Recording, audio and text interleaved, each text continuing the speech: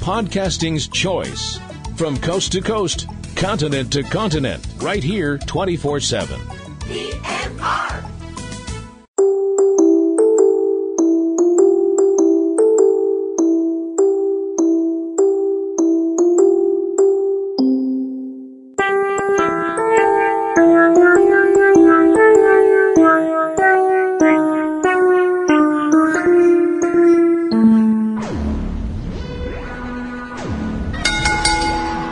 Now entering the PNRNetworks arena, coming down the aisle from Revere, Massachusetts, weighing in at absolutely none of your business.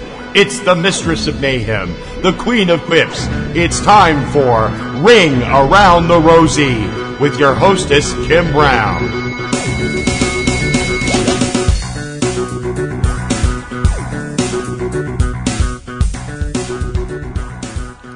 Hey everybody, welcome to another week here on Ring Around the Rosie. I'm your host, Kim Brown, aka Platinum Rose Lady, aka the twit with the mic, talking to you right now. That was a little bit meta, but what the heck. It is Wednesday, the 21st of August, 2019, as I'm recording this, and the weather outside is going freaking crazy. Not right at this second, thank goodness. Right now, it's actually pretty quiet where we're at, but all over the state and in other states around us, they're having tornadoes and big weather watches and downpours and threats of thunderstorms and blah, blah, and all that stuff like that. And that's scary. If you're anywhere in those areas, please turn off your computer and don't listen to this right now. It'll be here later on, but be safe, for crying out loud. Lightning and thunder and lightning and stuff, as long as I'm inside, I'm cool with it. I just look at it as a love letter and a light show from Thor. So, whatever. This show's going to be kind of all over the road. I have some little trivia and little, things going on and then all kinds of stuff that I just want to talk about. But it's going to be very bouncy, because that's just me. That, in case you hadn't figured that out yet, that's kind of the way my mind works. My mind works like a pinball machine. It's, kind of like what would happen if you put Disney's Tigger in front of an open mic and just let him go crazy. One thing I want to talk about that I'm super excited about is that AEW is going to be coming to Boston, as everybody knows by now. That AEW, which will be at the Agganis Arena, which is super exciting, and at the Agganis is part of Boston University, BU, which is an awesome school. AEW will be here on October 9th, as I mentioned, at the Agganis Arena. And there's going to be a match between the Young Bucks and the Private Party. That is going to be one of the first matches in the tournament for the AEW Tag Team Championship. So that's really exciting. Boston sold out in an hour. It would have sold out in more than an hour. I should have said less than an hour. It would have sold out in less than an hour, but I guess there were some kind of electronic problems because, of course, there were. And as far as I know, Philly is sold out too. Philly is October 16th at the Liacouras Center. I hope I said that even remotely close to right, which is at Temple University in Philadelphia. That is on October 16th. So everybody who got tickets for all those shows, that's awesome. I'm really happy for you.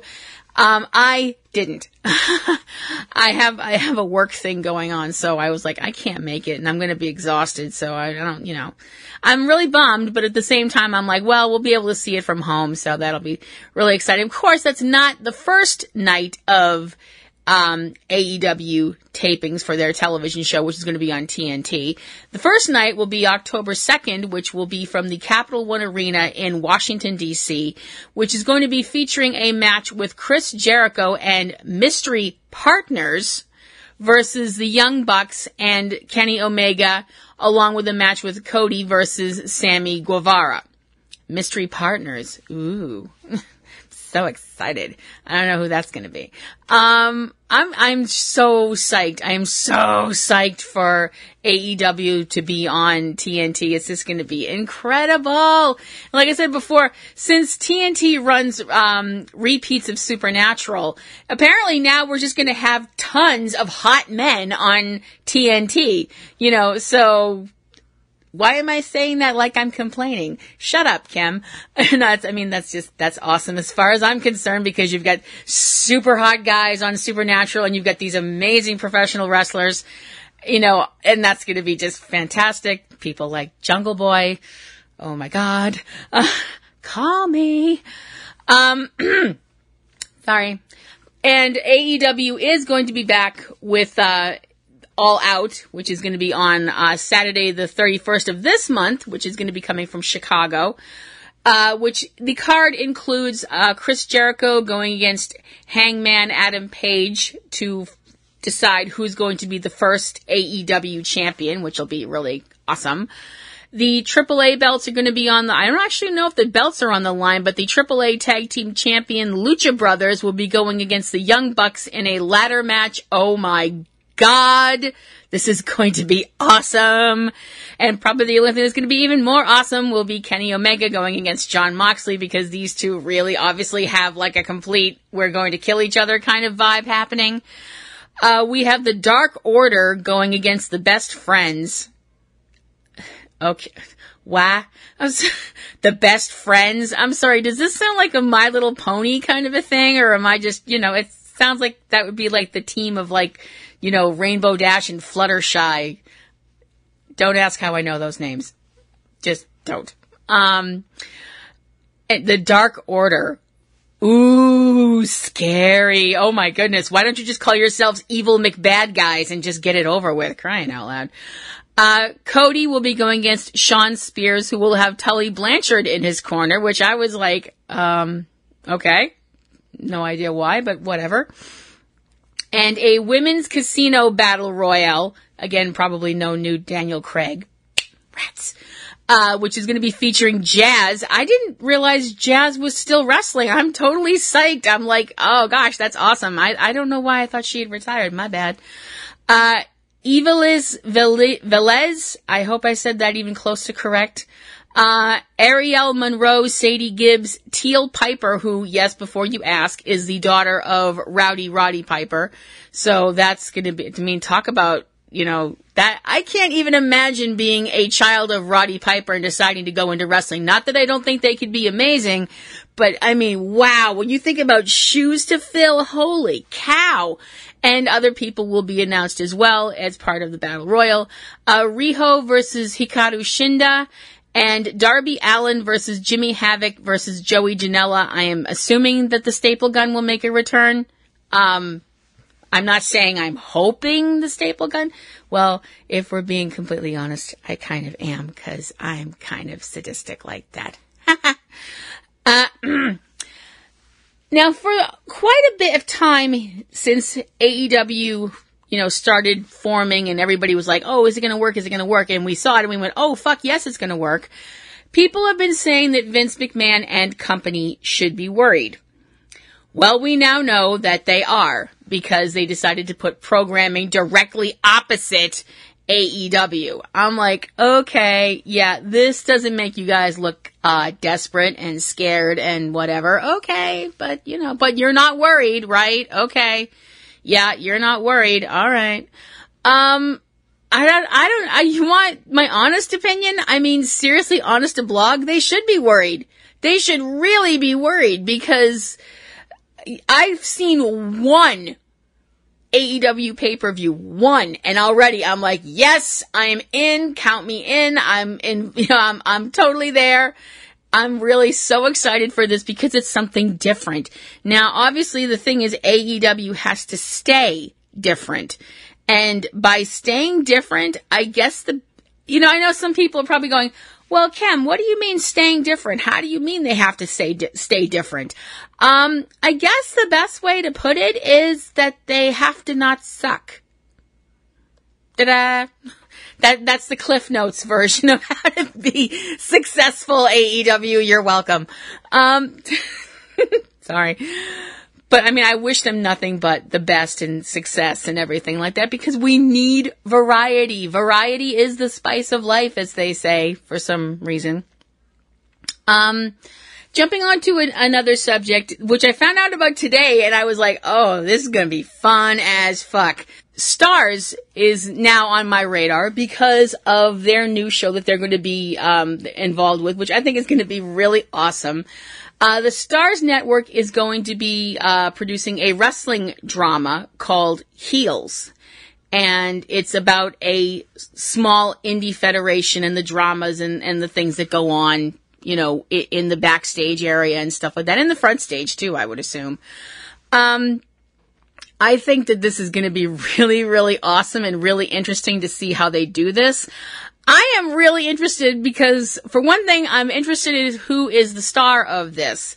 The star is Stephen Amell, who I know a lot of you know as Oliver Queen / the Green Arrow from the CW's show Arrow, which is coming to an end this season, which sucks.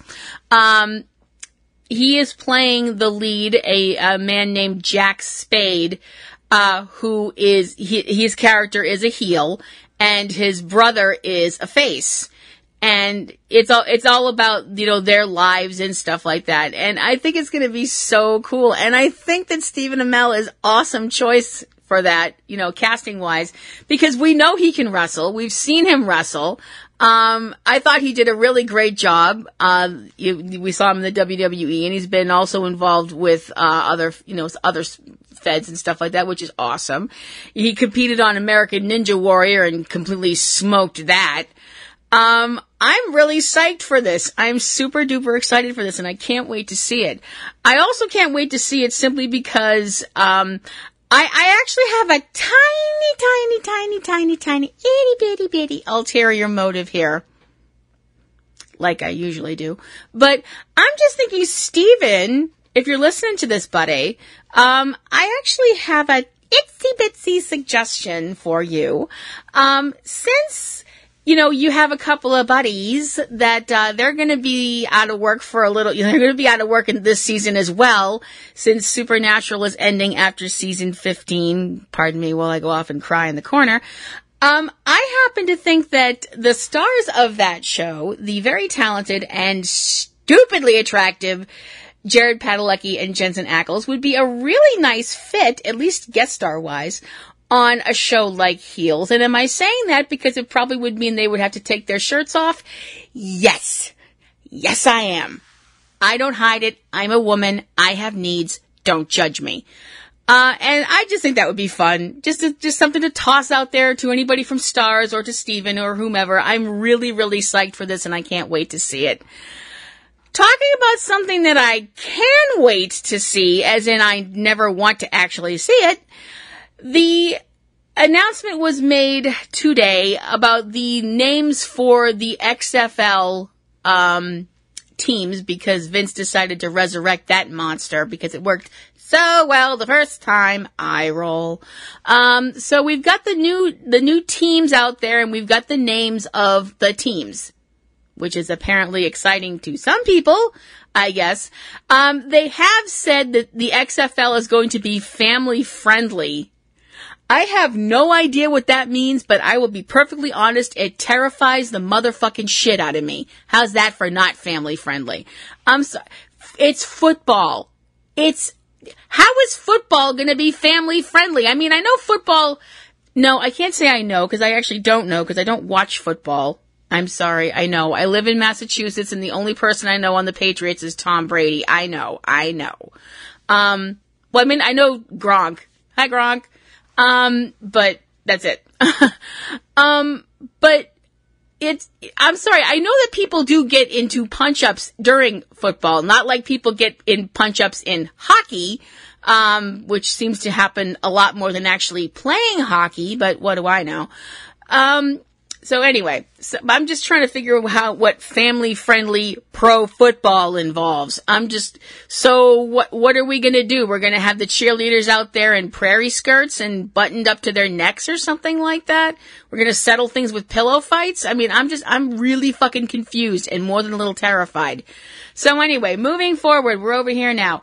The names of the teams that are going to be out there, the 8 teams, are the Dallas Renegades, the DC Defenders, nope, don't like it, the Houston Roughnecks, yay, I'm sure the people of Houston want to be thought of as a bunch of roughnecks, I'm sure they're really excited about that, the LA Wildcats, roar, the New York Guardians, Okay, I don't get it, but fine.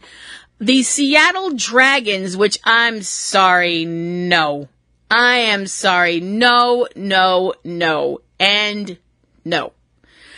I really hate that name. I'm sorry, I hate it. It's dumb. And it's not because they're dragons, because dragons are awesome. Dragons are the shit. Dragons are cool. You're talking about somebody who has like a fuck ton of dragon figures and pewter figures and stuff like that, because that's what I'm totally into. But I don't know why the name Seattle Dragons bothers me so much. And also the logo of it, it's not a very intimidating looking dragon. I mean, if you want to have a team have an intimidating logo or something like that, that's not the most intimidating dragon I've ever seen, y'all. The St. Louis Battlehawks. What? Battlehawks. Why does this sound like the name of a Transformer? I'm sorry. I don't know why. That's the first thing that popped into my head was Battlehawk. He fights next to Optimus Prime as one of the Autobots or something. Yes, I like Transformers. Fine. Fucking sue me. And finally, the Tampa Bay Vipers. You know what? Seriously, what is the deal with snakes with the WWE? I mean, back in the day, you had Jake the Snake Roberts, you have Randy Orton the Viper, now we've got the Tampa Bay Vipers. I mean, I don't know. I mean, I'm just kind of wondering if people from Tampa Bay want to be identified with aggressive poisonous snakes, but whatever. Maybe this time it'll work. I mean, maybe this time people will actually get into it, and maybe Chris Evans will show up on my doorstep on my birthday in the Captain America outfit, but let's see which happens first. I gotta be honest, okay, I'm gonna be super honest now. I'm gonna say I actually attempted to watch the XFL the first time around. I really did. I went into it being like, okay, I'm gonna actually give this a try, even though I know fuck all about football. And me and my guy were sitting there and we're both kind of going, should we be enjoying this? Should we do the wave now? What are we doing?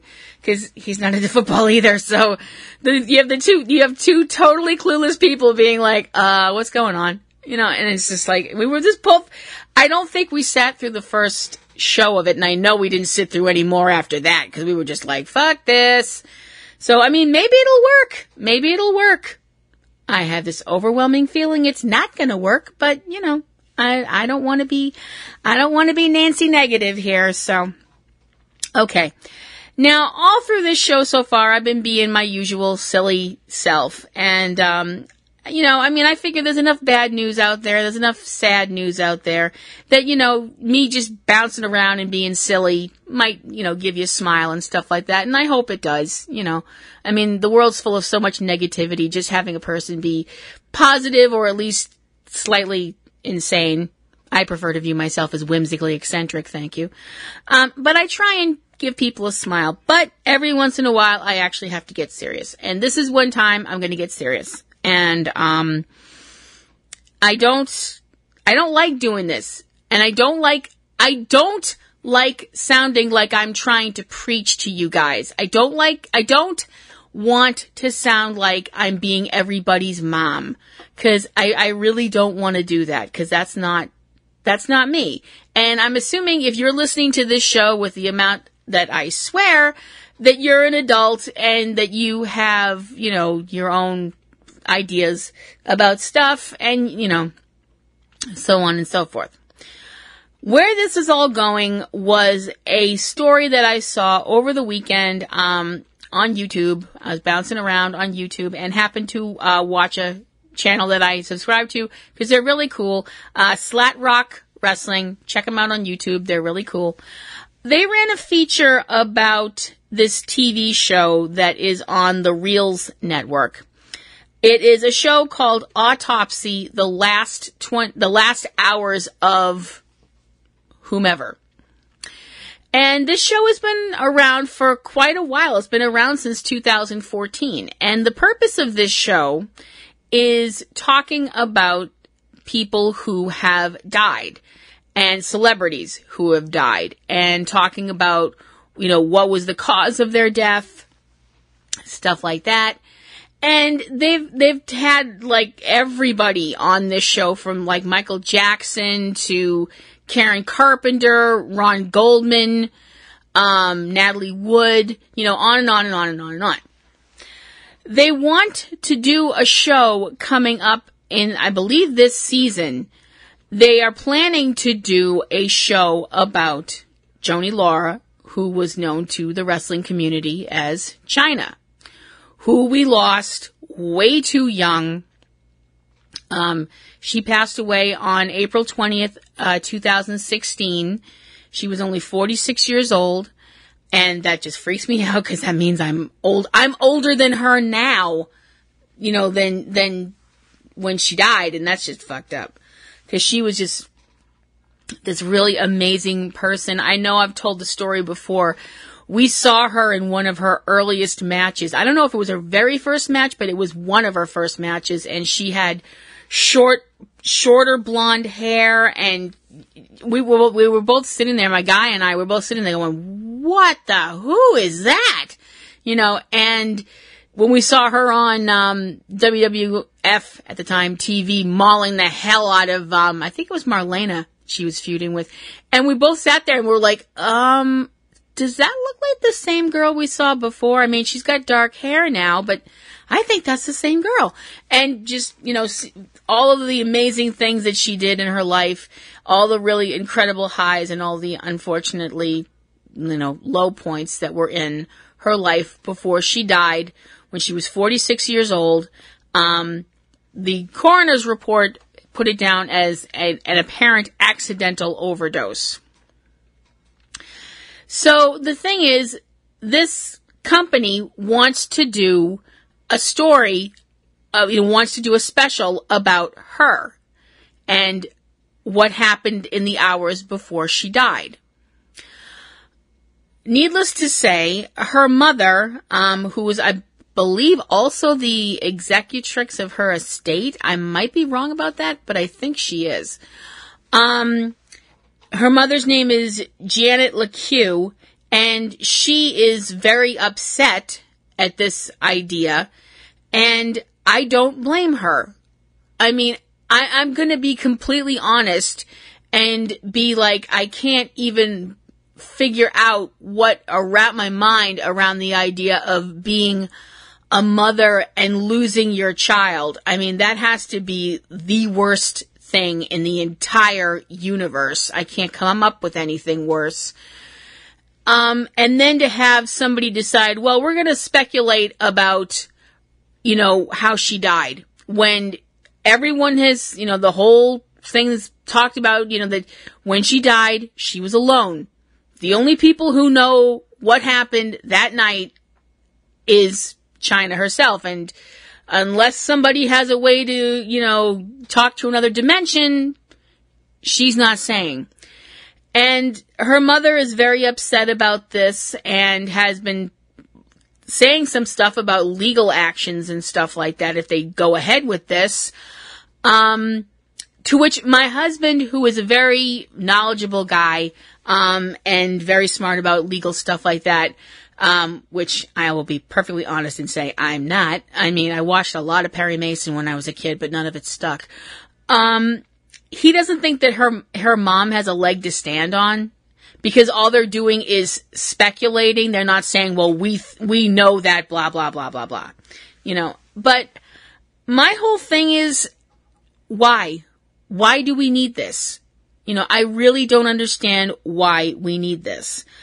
Also, I want to bring up the actress that plays Chyna in the reenactment stuff, which is also part of this show, is an actress named Carrie Newton, I believe. And I have to be honest, I don't know Miss Newton. I've never seen any of her work. I'm sure she's a very nice person, but wow. When she said that she, quote unquote, had a blast playing Chyna.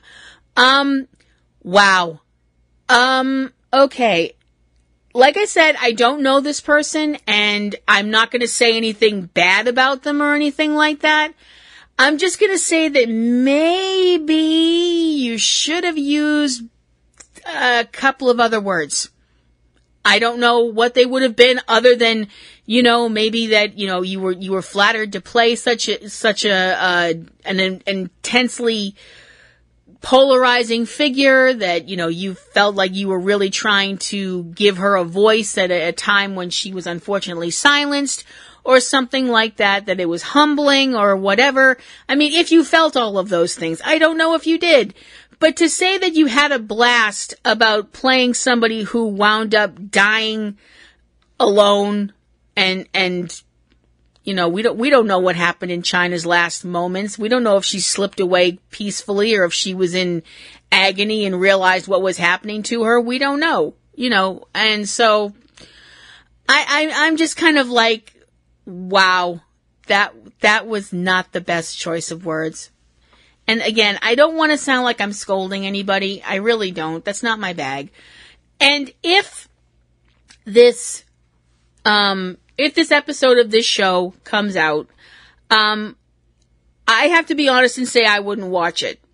I don't watch that show anyway, but I would definitely go out of my way not to watch it. Would I ever say to anybody listening to this, oh, you should boycott that too because I said so? Fuck no, I wouldn't say that. I absolutely would not say that.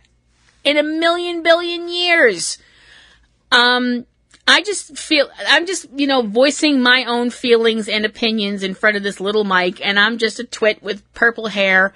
And, my opinion really doesn't make much of a difference in the grand scheme of things, and I admit that. But I just feel like if it was my sister or my child, I would be really upset. And I don't know. I mean, people want closure. I get people want closure. That's what the people that run this show say, that, they're giving closure to the fans and stuff like that. If that helps you sleep at night, whatever. I mean, I don't know what else to say about that. So, that is going to do it from my show. But before I go, I have another wrestling podcast that I would like to tell you guys about, because there's some really nice people. If you go over to YouTube, you can look up Great Wrestling Radio over on YouTube. It's a show hosted by KJ and Jeff. And they're two really nice guys. They're very passionate about wrestling. They have very passionate opinions. And they're just, they're fans talking about how they feel, and I think that that's a really refreshing thing, because it's not a bunch of people being like, oh, I'm an insider and I know all of the information and blah, blah, blah. Because, I don't. I admit that. I'm a fan. I am a fan. I like what I like and I don't like what I don't like, Baron Corbin. But I think these guys are terrific. KJ and Jeff over on Great Wrestling Radio. Like I said, you can find them on YouTube. You can also, as I mentioned previously, find SlatRock Wrestling on YouTube as well. I hope you'll subscribe to both of those. And if you do, you could tell them that you heard about them here on Ring Around The Rosie. And hopefully you will check out the other shows that are part of our little island of misfit toys. Those would include Subject Cinema, Front Row 5 and 10, which is back from the grave. It's come back. 3 Minute Weekend, Tuesday, Digidex, Platinum Rose's Garden, which is my, supernatural podcast. It's obviously not up for the season, but you can go back and listen to episodes from season 14. Cavebabble with Eric and Valerie, and Anthony Lamberti over on YouTube with Aunt B's Comic Grotto. It's all a lot of fun, and I hope everybody enjoys it. If you would like to follow me on Twitter, you can do so at PlatinumRoseLady at Twitter.com. If you would like to check out my works of fiction, you can go over to fanfiction.net and put in Platinum Rose Lady in the search engine and click on author and go read my stuff. And that is going to do it for another week here on Ring Around the Rosie. I hope you enjoyed the show, and I hope you will be back next time when I step in the ring for more lunacy. This is Kim Brown saying, I hope you have a great week. Bye.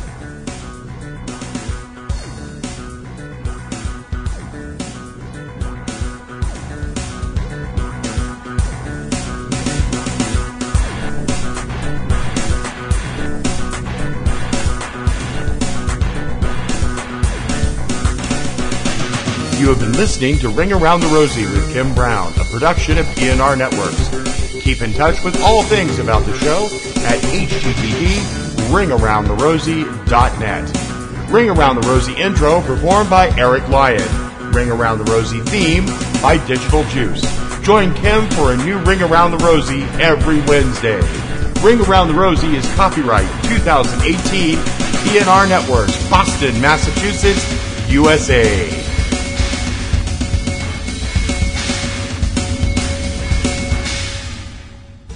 Podcasting's choice. From coast to coast, continent to continent, right here 24/7. PNR.